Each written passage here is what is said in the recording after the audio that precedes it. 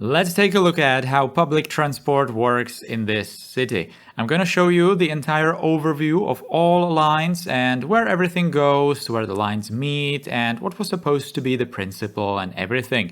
Perhaps it could be an inspiration for some of your projects. The entire city was always supposed to be built around a big transportation hub.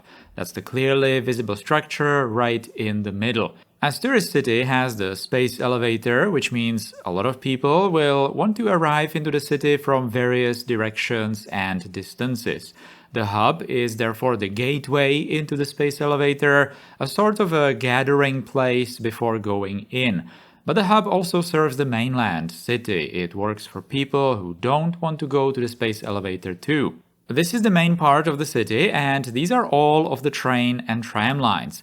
Since the hub is, well, the hub, it's in the center of the system, and the system is built radially from it with some circular connections. This is a very common system in real life of many cities, probably the smaller ones, since a single hub is not enough for the large ones. The high-speed railway that just cuts across the entire region does not interact with the city at all. It is completely intended for intercity transport only. It makes sense, it's a high-speed train, and high-speed trains are high-speed not only because they can reach those speeds, but because they don't interrupt them very often. When you compare train services and you would say something like, this high-speed train cuts the journey by 50% of travel time, it sounds great, but if it makes a 10-minute journey into 5-minute one, it's not really that impressive, is it? What's much more relevant is cutting 10 hours by 5 hours, but that clearly cannot be done with frequent stops. This inevitably means that if we want high speeds between two places, we must cut service to the places in between. So those places need to be taken care of with some slower service, a different one.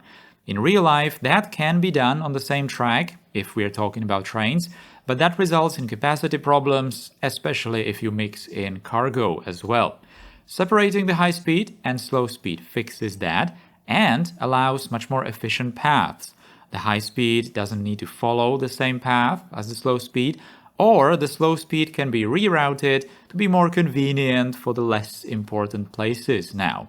In large cities or high-density regions, this division doesn't need to stop with 2 levels, but there can be 3, maybe even 4. So when you see 2 lines basically go parallel, you might wonder, what is the purpose of that? Why are there 2? It's a complete waste, right?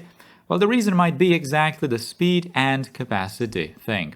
That is the same principle as in here. The high-speed train does not touch the city, as the city just isn't big enough to need it. It brings people in from other cities.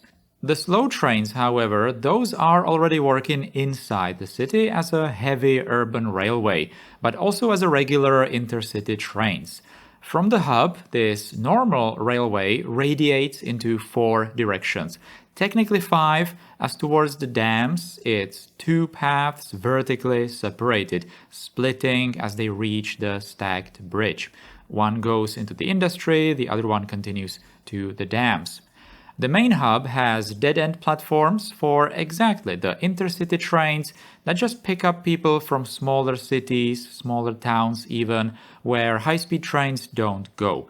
Gameplay-wise, I only did 1 of such lines, but there's space for more. Although, as I continued building the city, some possible connections were never completed. The rest of the train lines then go through the hub because they directly service the city. So, if someone wants to quickly reach the other end, they can do so using these lines. These trains form the main backbone of the city transport and use the radial principle originating from the hub. This leaves gaps in the system, of course, since trains cannot reach everywhere, and because the radial principle inevitably creates larger empty spots further away from the center. Radial principle's main advantage is the direct path from one end to the other, if the city is built to need that. The gaps then need to be filled with something else, something smaller and nimbler, so in this case, trams. The tram network is right here. Trams stop much frequently compared to the trains, and they are intended to just fill the network. There are only a couple of train stations in the city, mostly equally spaced from the hub, and the trams work with every single one of those stations to cross-connect the entire system. Super important is then the ring line, which fixes the biggest disadvantage of the radial principle, which is the connection of edges. So the line provides ways for not just going through the city center, but also around in a circle on the ring.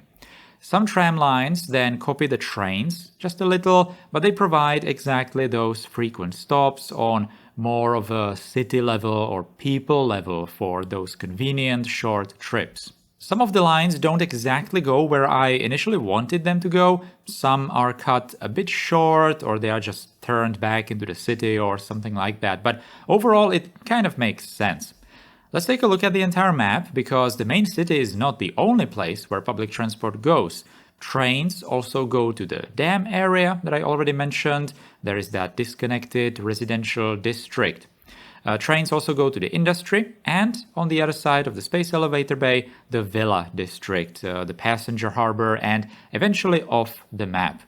These last two ways are doubled by trams, although these trams are intended for that local short service, and they also don't go straight through the area, but they just more conveniently go towards, closer towards those places where people might want to go. And lastly, from the main transportation hub, there is the flying train, which is only intended to connect into the space elevator. The idea was that there is perhaps some sort of interplanetary checkpoint at the hub right before entering the flying trains. So that is why access to the space elevator is only done through this one single service, which is also why the flying train isn't really sharing platforms or area in general with the other modes down below at the hub. The city does not have buses. I initially built a bus station down at the hub near the tram terminal, kind of, but I'm thinking it's just used for the intercity buses from places where trains don't go. The city otherwise doesn't need bus service. Trams go mostly everywhere. The city center would destroy buses with the capacity demand, and the outskirts are just kind of small for the buses and just irrelevant a little. Perhaps some of those suburbs could have maybe the Oli buses, the tiny ones that I used in Aurelia back in the day. But still, they are not exactly needed. They would just bring people closer to the nearest rail service anyway. In the center of the city, there is of course that Streets in the Sky network, so that these kinds of really short public transport options are really not needed, because people can just conveniently walk through the places where the public transport doesn't go. The city does have rail cargo. It is intended to be running on the same tracks as the slow passenger trains, although in some spaces there are separate tracks, like through the main transportation hub going into the stacked bridge and into the main cargo harbor for the space elevator. On the other side of the space elevator bay, there is also a smaller cargo harbor, which also has its own railway entrance from the passenger network this time.